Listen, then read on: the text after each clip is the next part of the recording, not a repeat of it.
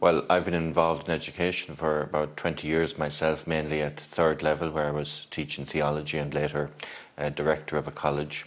And that's third level is one part of the church's participation in education, but first and second level is the more important aspect. And of course, people will know the church's involvement in education in their local area, in their parish, in the local primary parish schools and loads of secondary schools. The reason why the church is so involved in education goes back to Christ himself. Remember, he said, "Go teach all nations." And from the very beginning, the church was involved in education. In fact, our whole idea of schools, colleges, universities really traces its history. If you go back in history, all of those institutions begin as church-linked institutions, as ways that people learned and grew in their faith. And over the years, the church has continued its role, and we hope to continue with a vibrant Catholic education system into the future.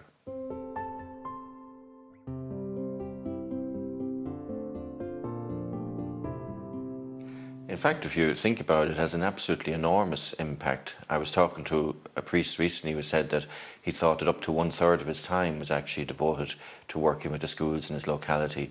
So we shouldn't underestimate the extraordinary voluntary contribution made by loads of lay people in local parishes and priests to the work of their schools, particularly the primary schools in their area, and indeed increasingly on boards of management at second level. So it has a very major impact. It's also worth mentioning it has a financial impact. Over decades and decades, a huge amount of money has been transferred from parishes to the support of schools, and debts have been incurred that have had to be paid over the years. So at a financial level, at a personnel level, in terms of volunteering, it has a major impact on the life of the church.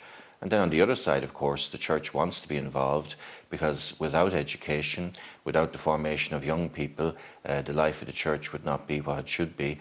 And we look forward to that continuing and to supporting the volunteering that takes place in parishes, and indeed to trying to continue the very good work that's already happening in schools.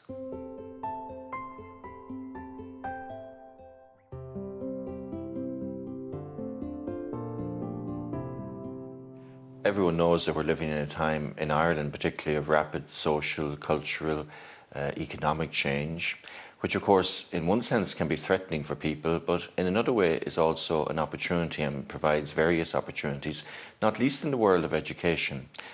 Catholic Church leaders have made clear, for instance, that they would welcome new patron bodies to open schools and run schools in particular areas where there may be a need for such new patronage structures. The Church itself wants to be very much involved also in the provision of schools into the future. We look forward to a vibrant Catholic education sector in a change in Ireland.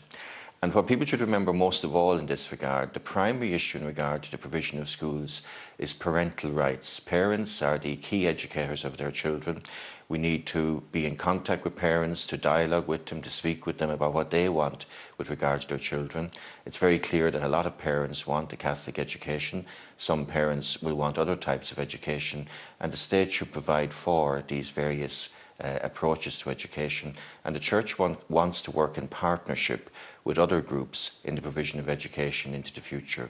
So we look forward to a vibrant Catholic education system, but one that's working in partnership with other interested parties in the future.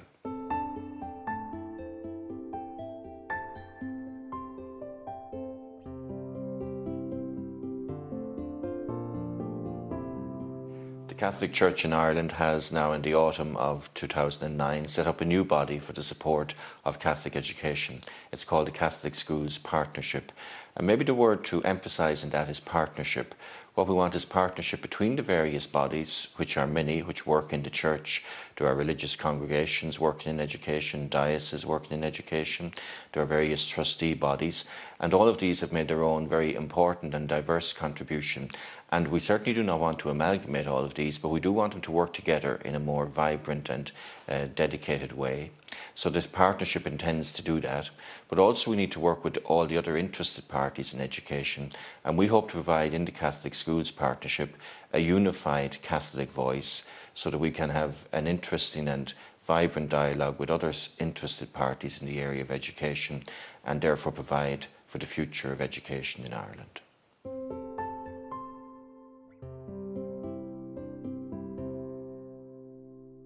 We speak a lot today about the relationship of home, school and parish.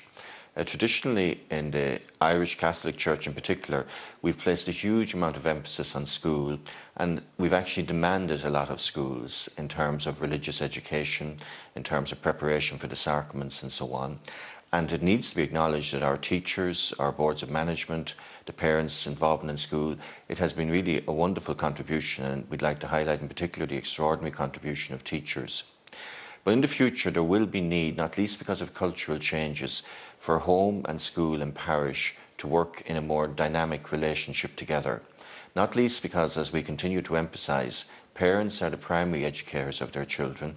Any teacher will tell you that the most difficult thing in the world is to teach religion to a child who comes from a home where there's no interest in it. That makes the teacher's job almost impossible in the classroom. So we need the home, the school and the parish to work together. And part of the role of the New Catholic Schools Partnership will be to call and to support these various bodies, home, school and parish, in working together in the future.